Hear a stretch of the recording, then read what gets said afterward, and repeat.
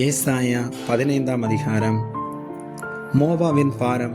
இரவிலே மோவாவில் உள்ள ஆர் என்னும் பட்டணம் பாழாக்கப்பட்டது, அது சங்காரமாயிற்று.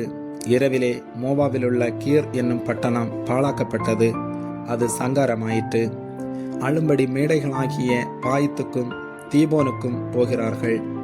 நேவாவின் நிமித்தமும் மெதேவாவின் நிமித்தமும் மோவாப் அலறுகிறது. அவர்களுடைய தலைகளெல்லாம் மொட்டையடித்திருக்கும், தாடிகளெல்லாம் கத்தரித்திருக்கும்.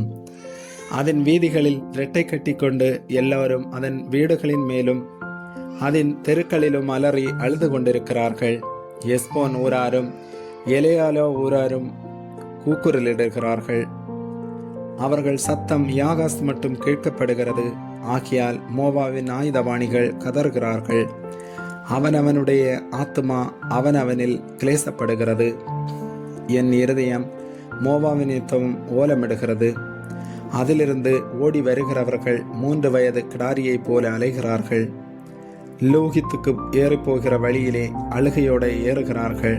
ஒரே நாயிமின் வழியிலே நொறுங்குதலின் கூக்குரல் இடுகிறார்கள். நிம்மிரியின் நீர்ப்பாய்ச்சலான இடங்கள் பாழாய்ப்போம்.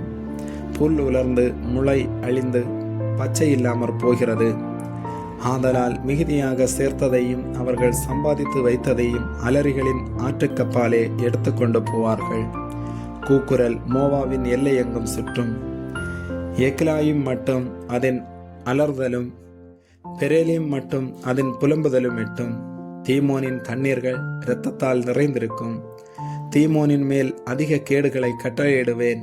மோவாவிலே தப்பினவர்கள் மேலும் தேசத்தில் மீதியானவர்கள் மேலும் சிங்கத்தை வர பண்ணுவேன். ஆமேன்.